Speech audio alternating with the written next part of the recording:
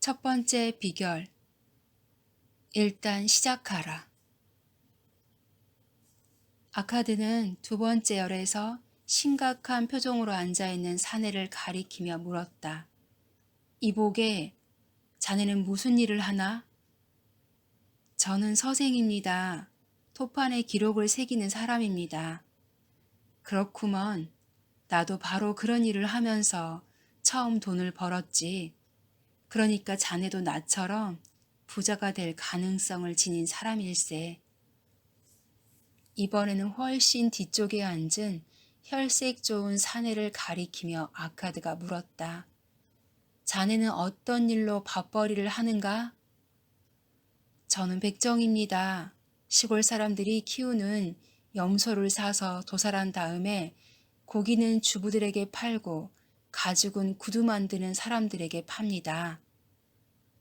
자네가 직접 일하면서 돈을 번다는 뜻이구먼. 나도 그랬지. 그러니까 자네도 나처럼 부자가 될 가능성이 있는 사람일세. 아카드는 모두에게 어떻게 돈을 버느냐고 묻고 각각의 대답을 들은 후 이렇게 말했다.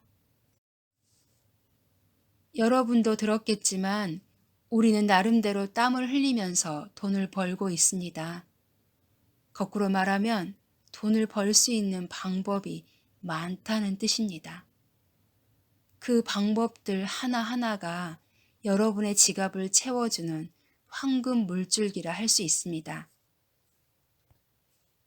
여러분이 흘리는 땀방울이 여러분의 지갑을 채워주는 황금이라 할 수 있습니다. 물론 여러분의 능력에 따라 그 양이 다르지만 말입니다. 그렇게 생각지 않습니까? 아카드의 질문에 모두가 고개를 끄덕였다. 여러분이 현재 종사하고 있는 일을 부의 온천이라 생각한다면, 그리고 여러분이 진정으로 부자가 되고 싶다면 어디에서 시작해야 되겠습니까? 바로 여러분이 현재 땀을 흘리고 있는 일에서 시작해야 되지 않을까요? 이번에도 모두가 고개를 끄덕였다. 그러자 아카드는 달걀 상인에게 눈길을 던지며 물었다. 만약 자네가 매일 아침 10개의 달걀을 소쿠리에 담아서 저녁까지 9개의 달걀만을 꺼낸다면 어떻게 되겠나? 며칠이 지나지 않아 소쿠리가 가득 채워질 겁니다. 왜 그럴까? 매일 달걀이 하나씩 늘어나니까요. 아카드는 환한 미소를 띤 얼굴로 학생들을 바라보며 물었다. 여러분의 지갑은 어떻습니까? 텅 비어 있나요? 모두가 희중 미소를 지었다. 그리고 모두가 허탈한 웃음을 지었다. 마침내는 그들의 얄팍한 지갑을 장난스레 흔들어 보이기도 했다. 알겠습니다. 이제 그 얄팍한 지갑에서 벗어날 수 있는 첫 번째 비결을 알려드리도록 하겠습니다. 내가 방금 달걀 상인에게 말했던 대로 하십시오. 만일 여러분의 지갑에 10개의 동전이 들어있다면 9개만 꺼내도록 하십시오. 이렇게 한다면 여러분의 지갑은 금세 두툼해질 겁니다. 지갑이 안겨주는 그 묵직한 느낌이 여러분을 곧 기분 좋게 해줄 겁니다. 그리고 여러분의 영혼까지 만족시켜 줄 겁니다. 이 방법이 너무나 간단하다고 생각하나요? 하지만 그렇게 우습게 생각하지 마십시오. 진리는 언제나 간단하고 단순한 것입니다. 내가 어떤 상태에서 시작했는지 이미 말씀드렸습니다. 처음에는 나도 여러분과 마찬가지였습니다. 욕망을 채워주기에는 한없이 부족한 내 얄팍한 지갑을 원망하기도 했습니다. 하지만 내 지갑에서 10분의 9만 꺼내 쓰기 시작하면서 나는 부자가 될 수 있었습니다. 여러분이라고 못할 이유가 있겠습니까? 아주 이상한 이야기 하나를 해드리겠습니다. 나는 내 수입의 10분의 9만으로 살았지만 생활은 예전과 달라지지 않았습니다. 오히려 예전보다 궁핍하지 않았습니다. 그때부터 돈을 훨씬 쉽게 벌 수 있었습니다.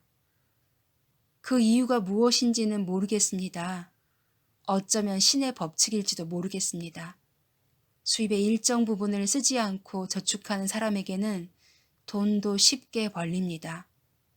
그러나 지갑이 텅 비어있는 사람에게는 황금마저도 피해서 달아납니다. 여러분이 가장 바라는 것이 무엇입니까? 보석과 멋진 옷, 맛있는 음식처럼 순간적으로 여러분에게 만족감을 주고 이내 덧없이 사라지고 잊혀지는 것들입니까? 아니면 황금과 땅과 양떼처럼 끊임없이 수입을 보장해주는 알찬 재산입니까? 명심하십시오. 여러분이 지갑에서 꺼내 쓰는 돈은 첫 번째 것을 주겠지만 지갑에 남아있는 돈은 두 번째 것을 주게 될 것입니다. 여러분, 얄팍한 지갑에서 벗어나는 첫 번째 비결은 내 지갑에 있는 10개의 동전 중 9개만 써라입니다. 이 비결을 여러분들끼리 논의해 보십시오. 이 비결에 문제가 있다고 생각되면 내일 우리가 다시 만날 때 기탄 없이 그 문제점을 제기하십시오. 두 번째 비결, 지출을 관리하라. 어제 강의가 끝난 후 내게 이렇게 질문한 사람이 있었습니다. 벌어들인 돈을 몽땅 써도 먹고 살기 힘든데 어떻게 10분의 1씩이나 저축할 수 있겠느냐? 오늘은 이 문제를 생각해 보도록 하겠습니다. 둘째 날 아카드는 이렇게 시작하며 학생들에게 물었다. 어제 여러분의 지갑은 어땠습니까? 몇 사람이나 빈 지갑이었습니까? 우리 모두가 빈 지갑이었습니다. 그랬습니까? 이제 이런 생각을 해봅시다. 여러분 모두가 똑같은 양의 돈을 버는 것은 아닙니다. 다른 사람보다 더 많은 돈을 버는 사람이 있을 것입니다. 가족을 부양하기에 충분한 돈을 버는 사람도 있을 것입니다. 그런데 여러분, 모두의 지갑이 얄팍한 이유가 무엇일까요? 아주 소중한 진리 하나를 알려드리겠습니다. 우리가 불가피한 지출이라 생각하는 것들이 있습니다. 그런데 우리가 욕망을 억제하지 않으면 그 불가피한 지출은 수입에 따라 증가한다는 사실입니다. 그렇습니다. 불가피한 지출과 여러분의 욕구를 혼돈해서는 안 됩니다. 누구나 멋지게 살고 싶어 합니다. 여러분의 수입이 보장해 줄 수 있는 욕구 이상의 것을 원합니다. 따라서 수입이 늘어날수록 욕구 충족을 위한 소비도 늘어나기 마련입니다. 그러나 욕망은 욕망을 낳습니다. 우리는 사람이기 때문에 욕망이라는 짐을 지고 살아야 합니다. 내가 바빌론에서 제일 가는 부자이기 때문에 모든 욕구를 충족시키며 산다고 생각하십니까? 그렇지 않습니다. 절대로 그렇지 않습니다. 그렇게 하기에는 이제 시간이 부족하기 때문입니다. 그렇게 하기에는 내 힘이 붙이기 때문입니다. 내가 여행을 한다면 얼마나 할 수 있겠습니까? 내가 먹어야 얼마나 먹을 수 있겠습니까? 내가 즐겨보았자 얼마나 즐길 수 있겠습니까? 농부가 씨를 뿌리고 남은 공간에는 어김없이 잡초가 자랍니다. 이처럼 우리가 만족감을 찾는 곳에서는 어김없이 욕망이 얼굴을 내밉니다.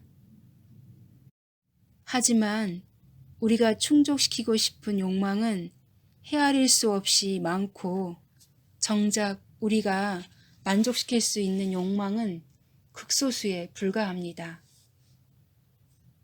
그럼 어떻게 해야 할까요? 먼저 여러분의 생활 습관을 냉정하게 살펴보십시오. 지혜롭게 처신한다면 줄일 수 있거나 아예 없앨 수 있는 지출이 있을 것입니다. 동전 한 입까지 100%의 가치를 창출하도록 살겠다. 이런 결심을 여러분의 좌우명으로 삼으십시오. 여러분이 돈을 써서라도 충족시키고 싶은 욕구를 톱판에 적어 보십시오. 그 중에서 반드시 필요한 것과 수입의 구할만으로도 충족시킬 수 있는 것을 신중히 골라내십시오. 이때 선택되지 않은 것은 지워버리고 잊으십시오. 여러분이 부자가 되는데 방해되는 것이라 생각하십시오. 한낱 쓸데없는 욕망이라 생각하십시오. 수입의 90%만으로 예산을 세우십시오. 여러분의 지갑을 살찌워줄 나머지 10분의 1은 절대 건드리지 마십시오. 여러분이 반드시 충족시켜야 할 욕망이 있다면 바로 이것입니다. 수입의 1알은 절대로 건드리지 않겠다. 수입의 9알로 짠 예산에 맞춰 생활하십시오. 그때서야 여러분의 지갑도 두툼해질 수 있을 것입니다. 아카드가 이렇게 말하자 꽤 화려한 옷을 입은 사내가 벌떡 일어나 말했다. 저는 노예가 아니라 자유인입니다.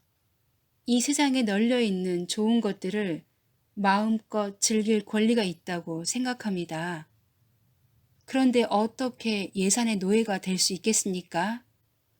꽉 짜여진 예산에 맞춰서 꼭 필요한 것만 사고 나머지 것들은 즐길 수 없다면 결국 노예와 다를 바가 무엇이겠습니까? 저는 즐거운 삶을 살고 싶습니다. 저는 무거운 짐을 의무적으로 짊어져야 하는 노새가 아닙니다. 마음껏 자유를 누리며 살고 싶습니다. 아카드가 이내 대답했다. 이복에 자네 예산을 누가 짜는가? 그거야 당연히 제가 짜지요. 만약 사막을 횡단해야 하는 노새가 스스로 짐을 꾸린다면 보석과 황금 덩이와 값비싼 융단을 먼저 생각하겠나? 아니면 먹을 것과 마실 물을 먼저 챙기겠나? 예산을 짜는 목적은 지갑을 살찌우기 위한 것일세. 자네에게 반드시 필요한 것을 먼저 장만하고 그렇게 하고도 여유가 있을 때 다른 욕망을 채우는 합리적인 삶을 위한 것일세. 덧없는 순간적인 욕망을 애초부터 제거함으로써 자네에게 가장 소중한 욕망이 무엇인지 깨닫게 해주는 것일세. 어두운 동굴을 밝혀주는 횃불처럼 예산은 지갑에서 구멍난 곳을 보여주면서 그곳을 막도록 해주는 것이네. 한마디로 예산은 자네에게 적재적소에 필요한 만큼의 돈을 지출하도록 관리해주는 보호장치일세. 이렇게 대답하고 아카드는 학생들에게 눈길을 돌리며 결론지어 말했다. 이제 얄팍한 지갑을 두툼하게 해주는 두 번째 비결을 정리해 봅시다. 수입의 90% 내에서 예산을 짜십시오. 그 범위 내에서 반드시 필요한 것을 구입하고 남은 돈으로 삶을 즐기십시오. 그것도 보람 있는 일에 말입니다. 예산이 여러분의 지출을 관리해 준다는 사실을 잊지 마십시오. 세 번째 비결, 돈을 굴려라. 이 강의를 시작한 지 오늘로 벌써 사흘째입니다. 여러분의 지갑이 약간은 두툼해졌습니까? 나는 여러분에게 벌어들인 돈에서 10분의 1을 반드시 저축하라고 말했습니다.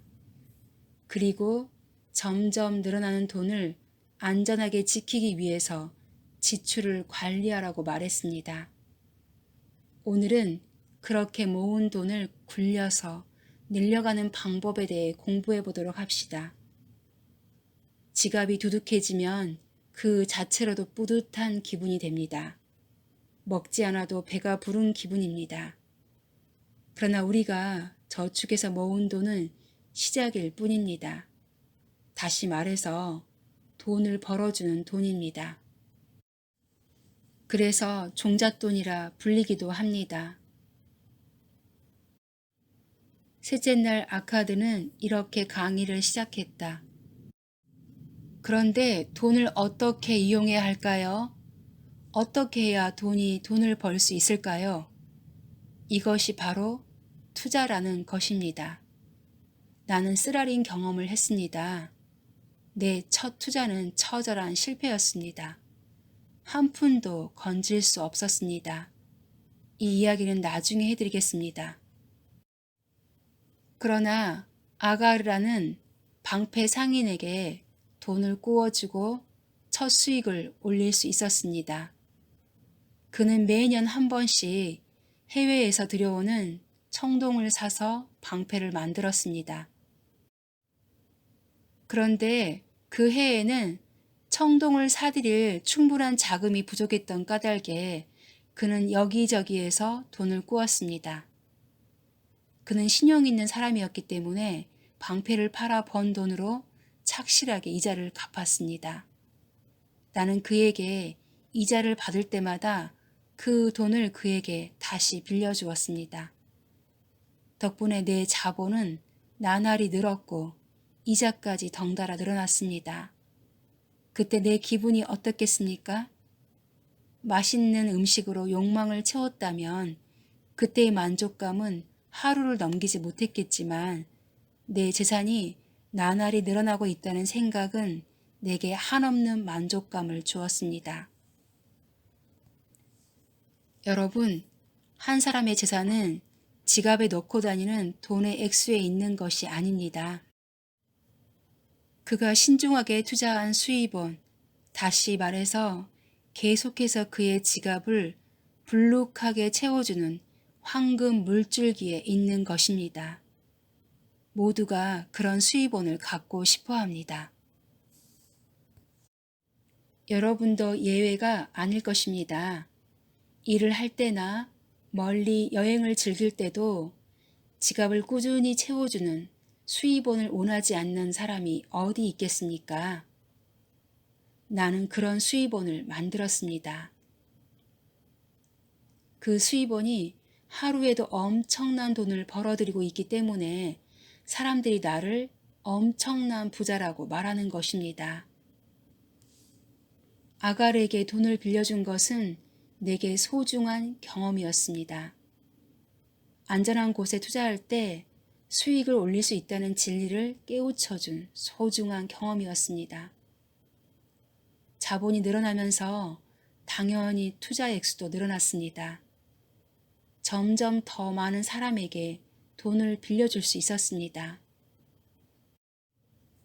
한 줄기에서 흘러 들어오던 황금이 여러 줄기에서 흘러 들어오면서 내 지갑은 하루가 다르게 불룩해졌습니다. 하지만 처음에는 적은 돈이었습니다. 얼마라고 말하기에도 부끄러울 정도로 적은 돈이었습니다. 그러나 적은 돈으로 시작했습니다.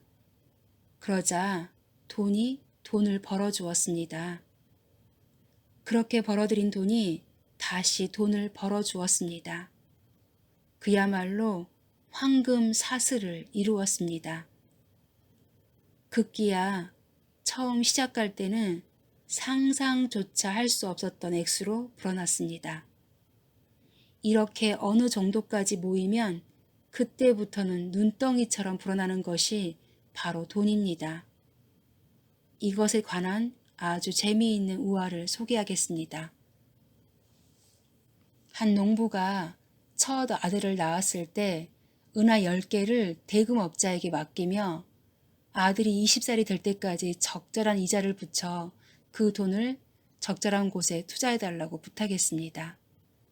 대금업자는 농부의 청을 기꺼이 받아들이며 4년마다 온금의 2할 5푼을 이자로 주겠다고 했습니다. 하지만 농부는 그 돈을 아들의 몫으로 따로 떼어둔 것이기 때문에 이자까지 원금에 합해달라고 요청했고 대금업자는 그 청을 받아들였습니다. 아들이 20살이 되던 해에 농부는 대금업자를 찾아가서 그 돈에 대해 물었습니다. 대금업자는 이자가 복리로부터 은하 10개가 31.5개로 불어났다고 대답했습니다. 농부는 무척이나 기뻤습니다.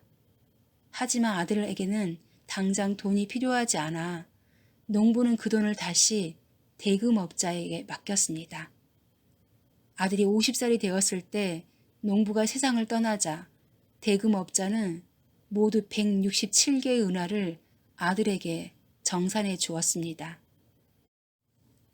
간단히 말해서 50년 동안 이자에 이자가 붙어서 거의 17배의 수익을 올린 것입니다. 여기에서 우리는 얄팍한 지갑에서 벗어날 수 있는 세 번째 비결을 배우게 됩니다. 초원에서 풀을 뜯는 양들이 새끼 양을 낳듯이 돈으로 돈을 낳으십시오. 여러분의 지갑을 계속해서 채워줄 수입원을 만드십시오. 네 번째 비결, 돈을 지켜라. 아카드는 넷째 날에도 정시에 강의실에 도착해서 네 번째 강의를 시작했다. 불행을 안겨주는 신은 반짝이는 것을 좋아합니다.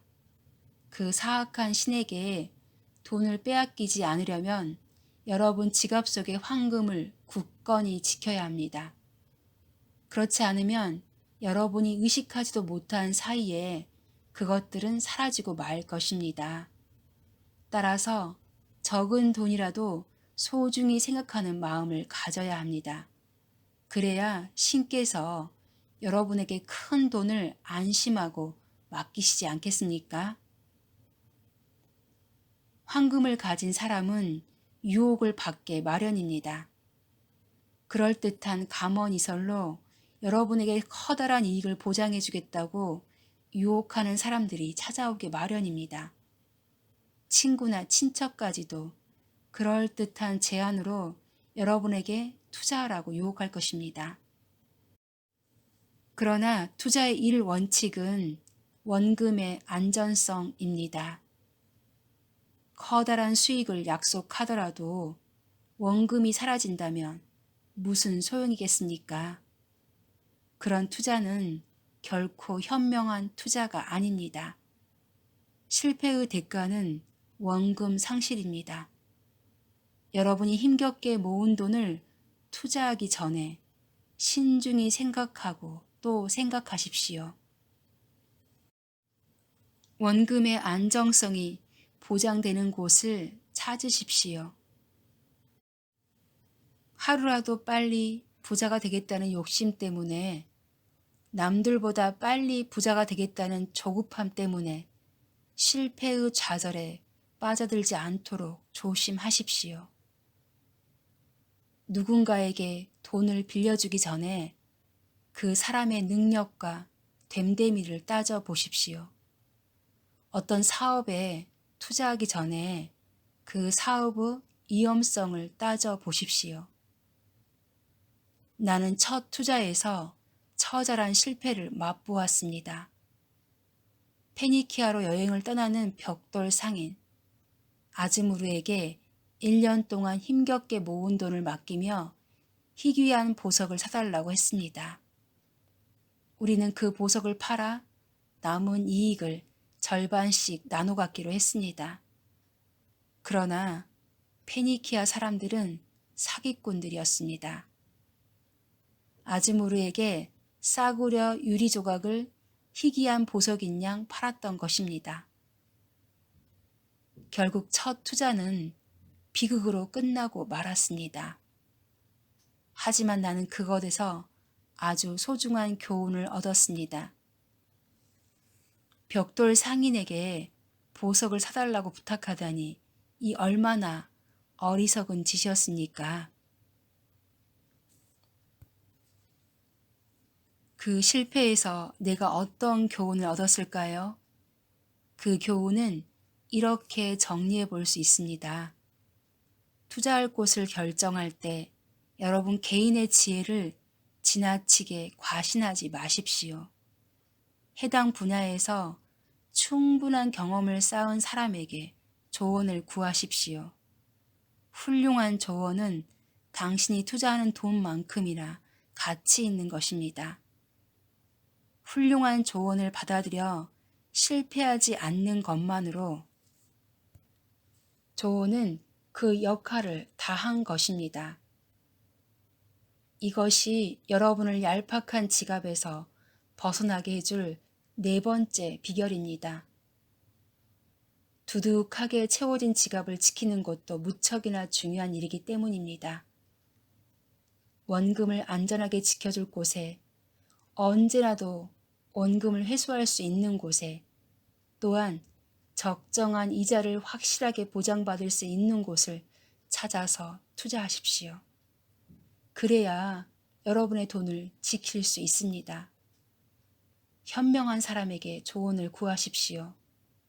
해당 분야에서 충분한 경험을 갖춘 사람에게 조언을 구하십시오. 그들의 지혜로운 조언이 여러분의 돈을 지켜줄 것이기 때문입니다. 다섯 번째 비결, 당신의 집을 가져라. 수입의 9할만으로 삶을 꾸려간다면 게다가 그 9할에서 일정한 몫을 수익성 있는 곳에 투자할 여력이 있다면 여러분은 재산을 눈덩이처럼 신속히 불려나갈 수 있습니다. 아카드는 다섯 번째 강의를 이렇게 시작했다. 바빌론 남자들은 열악한 환경에서 가족을 부양하며 살아가고 있습니다. 비싼 임대료를 집주인에게 지불하지만 여자의 가슴을 따뜻하게 해주는 화초를 키울 공간조차 아내에게 허락할 수 없는 비좁은 오두막일 뿐입니다. 그 때문에 아이들은 먼지가 풀썩대는 길에서 노는 수밖에 없습니다. 하지만 아이들이 깨끗한 땅에서 뛰놀 수 없고 아내가 가족을 위해 화초와 채소를 키울 수 없다면 어찌 인간다운 삶을 누린다고 말할 수 있겠습니까? 내 무화과 나무에서 자라는 달콤한 열매를 따먹을 수 있다면 내가 키운 포도나무에서 새콤한 포도를 따먹을 수 있다면 얼마나 풍요로운 삶이겠습니까? 내 집과 내 집터, 이처럼 나만의 공간을 가질 수 있다면 뿌듯한 자부심과 자신감이 저절로 생길 것이고 어떤 일을 하더라도 최선을 다할 수 있을 것입니다. 따라서 나는 여러분에게 이렇게 조언해주고 싶습니다. 여러분과 여러분의 가족을 안전하게 지켜줄 집을 마련하십시오. 위대한 사르곤 왕께서 바빌론의 성곽을 얼마나 많이 넓혀 놓았습니까? 바빌론 내에는 아직도 개간하지 않은 땅이 얼마든지 있습니다. 또한 합리적인 가격으로 사들일 수 있는 땅이 얼마든지 있습니다. 집과 땅을 사들일 돈이 없다고요? 물론 한 푼의 돈도 없다면 곤란하겠지만 여러분이 가족을 위한 공간을 마련하는데 필요한 액수의 적정한 몫을 준비해두고 있다면 어떤 대금업자라도 부족한 돈을 기꺼이 빌려줄 것입니다. 집이 완성된 후에 집주인에게 지불하던 집세 정도를 대금업자에게 지불한다면 오랜 세월이 지나지 않아 여러분은 모든 빚을 청산하고 어엿한 집주인이 될 수 있습니다. 그때부터 재산세만 납부한다면 여러분은 상당한 재산가가 되는 것입니다. 여러분은 물론이고 가족들이 얼마나 기뻐하겠습니까? 여러분의 내일을 빨기 위해 강가로 나갈 때마다 여러분의 아내는 양가죽 부대에 물을 가득 채워와 화초와 채소에 뿌려주는 즐거움을 누릴 수 있을 것입니다. 자기 집을 가진 사람은 여러모로 이익이 많습니다. 무엇보다 여러분의 허리를 휘게 만들던 임대료에서 벗어날 수 있어 생활비가 줄어들 것입니다. 그러면서도 훨씬 풍요로운 삶을 누릴 수 있을 것입니다. 당신만의 집을 가지십시오. 이것이 얄팍한 지갑에서 벗어날 수 있는 5번째 비결입니다. 6번째 비결. 미래의 수입원을 찾아라. 다음 날에도 아카드의 6번째 강의는 어김없이 시작되었다. 모든 사람은 갓난아기로 태어나 늙어서 죽게 마련입니다. 삶의 행로는 그런 것입니다. 신께서 그를 천국으로 일찌감치 부르지 않는 한 어떤 사람도 이 운명에서 벗어날 수 없습니다.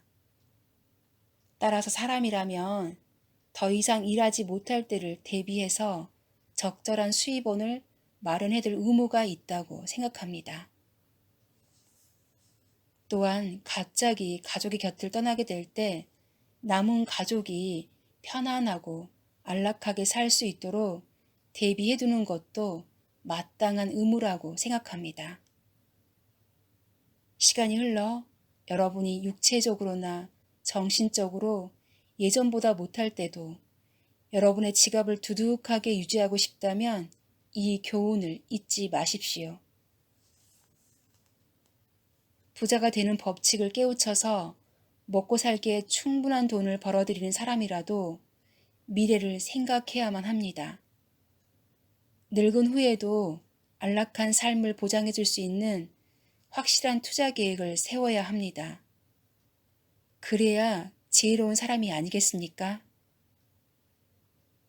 미래를 위한 안전 장치로는 여러 가지 방법이 있습니다. 아무도 모르는 곳에 비밀리에 재산을 묻어둘 수도 있겠지만 만에 하나라도 그곳이 발각된다면 도둑의 전리품이 되고 말 것입니다. 따라서 나는 이 방법을 권하고 싶지는 않습니다. 또한 집을 사거나 땅을 사두는 방법도 있을 것입니다. 미래의 효용성이나 가치를 올바로 판단해서 제대로 선택한다면 그 가치를 그대로 유지하면서 일정한 수입을 보장받을 수도 있고 적절한 값에 되팔 수도 있을 것입니다. 약간의 돈을 대금업자에게 빌려주고 그 액수를 조금씩 불려가는 방법도 있습니다. 대금업자가 지급하는 이자는 원금에 덧붙여지기 때문입니다. 안산이라는 한 신발 상인이 있었습니다. 안산은 8년 동안 매주 은화 2개를 대금업자에게 맡겼습니다. 안산은 최근에 그 돈을 찾았습니다. 얼마나 되었을까요? 안산은 예상치 못한 엄청난 돈을 돌려받았습니다. 4년마다 2할 5푼의 이자가 붙었던 까닭에 처음에 2개의 은화로 시작했던 것이 1040개의 은화로 불어나 있었습니다. 만약 안산이 그 돈을 다시 12년 동안 대금업자에게 맡긴다면 그리고 예전처럼 매주 은화 2개씩을 정기적으로 맡긴다면 그 결과가 어떻게 될까요? 내가 대략 계산해 본 바에는 무려 4,000개의 은화가 됩니다. 이 정도라면 여생을 편안히 지낼 만한 돈이 아닐까요? 정기적으로 적은 돈을 투자하는 것도 놀라운 수익을 보장해 줍니다. 지금 먹고 살기도 힘든데 미래를 위해 투자할 돈이 어디 있느냐고 불평하지 마십시오. 작게 시작하십시오. 첫날 말한 대로 여러분의 수입에서 10분의 1을 따로 떼어두더라도 삶을 살아가는 데는 커다란 차이가 없습니다. 그러나 그 10분의 1은 여러분의 노년을 행복하게 만들어줄 씨앗이 될 것입니다. 아주 중요한 부분이기 때문에 좀 더 말씀드려야 되겠습니다. 나는 미래의 언젠가는 아주 합리적인 제도가 생기리라 생각합니다. 가령 이런 것들입니다. 많은 사람이 하나의 친목 단체와 비슷한 것을 만들어 죽음 이후를 대비하는 것입니다. 회원들이 매달 정기적으로 약간의 돈을 각출해서 모아두고 어떤 회원이 갑작스레 세상을 떠나게 될 때 그 가족에게 상당한 액수의 목돈을 보장해주는 방법입니다. 내 생각에 이것은 무척이나 바람직한 방법입니다만 아직은 시기상조인 듯 합니다. 이 방법을 운영하자면 준비해야 할 것이 많기 때문입니다.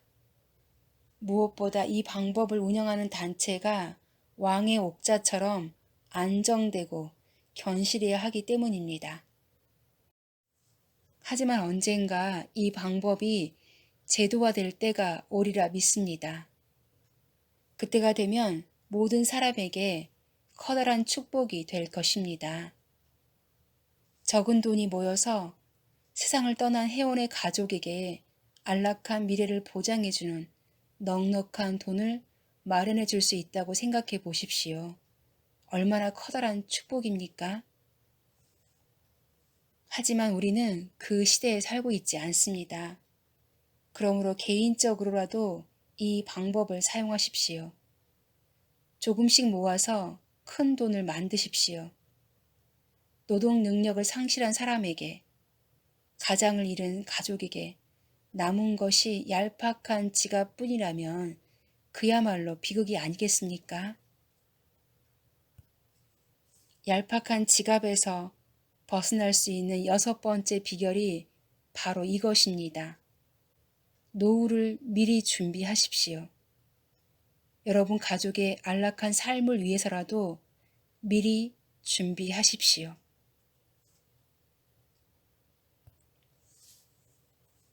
7번째 비결, 돈 버는 능력을 키워라.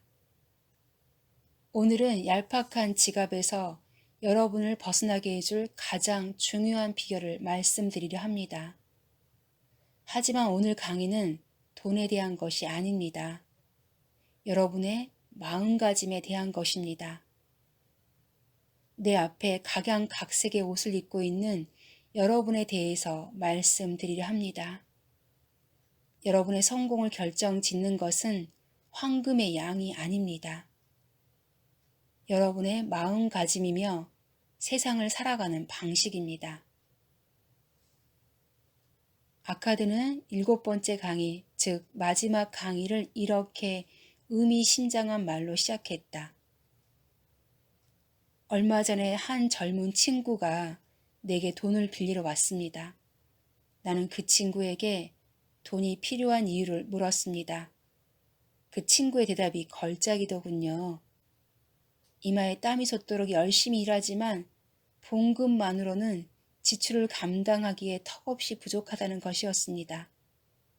솔직히 말해서 대금업자에게 그런 사람은 반갑지 않은 손님입니다. 항상 돈이 부족해서 쩔쩔매는 사람을 어떻게 믿을 수 있겠습니까? 그런 사람이 내게 빌린 돈을 되갚을 수 있겠습니까? 그래서 나는 그 젊은 친구에게 이렇게 물었습니다. 젊은이, 결국 자네는 더 많은 돈을 벌고 싶은 게로구먼. 그렇다면 자네는 돈 버는 능력을 키우기 위해서 어떤 노력을 하고 있나? 젊은 친구는 이렇게 대답하더군요. 할 수 있는 일은 다 하고 있습니다. 지난 한 달 동안 6번씩이나 주인을 찾아가 봉급을 올려달라고 졸라댔지만 번번이 거절당했습니다. 아마 저처럼 끈질기게 졸라댄 사람도 없을 것입니다. 나는 그 친구의 순진한 생각에 웃을 수밖에 없었습니다. 하지만 그 친구에게는 뜨거운 열망이 있었습니다. 방법이 잘못되긴 했지만 돈을 더 벌겠다는 열망은 칭찬받아 마땅한 열망입니다. 그렇습니다. 여러분의 수입을 늘리기 위해서는 그런 열망이 반드시 필요합니다. 그리고 성취에 앞서 꿈이 있어야 합니다. 어떤 시련이 닥쳐도 흔들리지 않는 꿈이 있어야 합니다. 분명한 꿈이 있어야 합니다. 두루뭉술한 꿈은 허망한 열망일 뿐입니다. 막연히 부자가 되고 싶다는 꿈은 헛된 망상입니다. 그러나 금화 5잎을 가져야겠다는 꿈을 가질 때 이런 구체적인 꿈은 여러분을 강력하게 밀어붙이는 원동력이 됩니다. 금화 5잎이라는 구체적인 꿈을 성취하고 나면 어떤 변화가 생기겠습니까? 그 사람은 금화 5잎을 벌어들일 수 있는 방법을 터득한 것입니다. 그 방법으로 아니면 비슷한 방법으로 금화 10잎을 벌어들이지 못하겠습니까? 나중에는 20잎, 먼 훗날에는 1000잎의 금화를 벌어들이는 방법을 조금씩 깨달아갈 것입니다. 그리고 부자가 될 것입니다. 이처럼 조그맣지만 구체적인 꿈으로 시작하십시오. 작은 꿈을 성취하는 방법부터 착실히 배우십시오. 큰 돈을 벌어들이는데 필요한 방법을 배우기 위한 절차라 생각하십시오. 부자는 하루아침에 되는 것이 아닙니다. 재산은 하루아침에 쌓이는 것이 아닙니다. 과정이 필요합니다. 처음에는 작은 돈이 나중에 큰 돈이 되듯이 여러분도 하나씩 배우면서 능력을 키워가야 합니다. 또한 꿈은 소박하고 구체적이어야 합니다. 꿈이 지나치게 크다면 도저히 여러분의 능력으로 감당해내기 힘든 꿈이라면 그 꿈은 좌절로 끝나기 십상입니다. 무엇보다 여러분이 종사하고 있는 일에 최선을 다하십시오. 여러분의 현재 직업에서 최고가 되도록 노력하십시오. 그렇게 할 때 돈 버는 능력도 자연스레 키워질 것입니다. 나도 한때는 가난한 사람이었습니다. 하루에 몇 푼의 돈을 받으면서 토판에 글을 새겨야 했습니다. 그러나 나보다 더 많은 토판을 작성하는 사람이 더 많은 보수를 받는다는 사실을 깨달았습니다. 그래서 나는 결심했습니다. 누구보다 뛰어난 필경사가 되겠다. 그 후 성공한 사람들의 비결을 깨닫는데 그리 오랜 시간이 걸리진 않았습니다. 내 일에 흥미를 가질수록, 내 일에 열정을 갖고 최선을 다할수록 내 성과도 점점 나아졌습니다. 하루에 나보다 많은 토판을 작성하는 필경사를 찾아보기 힘들었습니다. 내 능력이 나아지면서 그에 따른 보상도 있었습니다.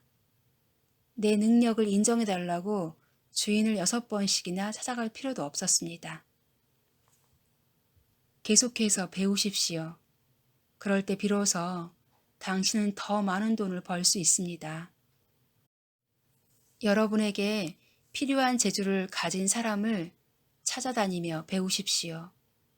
그런 노력에 대한 보상은 반드시 있습니다. 보석 세공사라면 그 분야에서 가장 뛰어난 능력을 지닌 세공사가 사용하는 방법을 배우고 어떤 연장을 사용하는지도 눈여겨보십시오. 법률가나 의사도 마찬가지입니다. 그 직종에 종사하는 사람들에게 묻고 서로의 의견을 나누십시오. 상인이라면 더 낮은 가격에 더 좋은 상품을 팔 수 있는 방법을 끊임없이 모색하십시오. 인간의 삶은 언제나 변하게 마련입니다.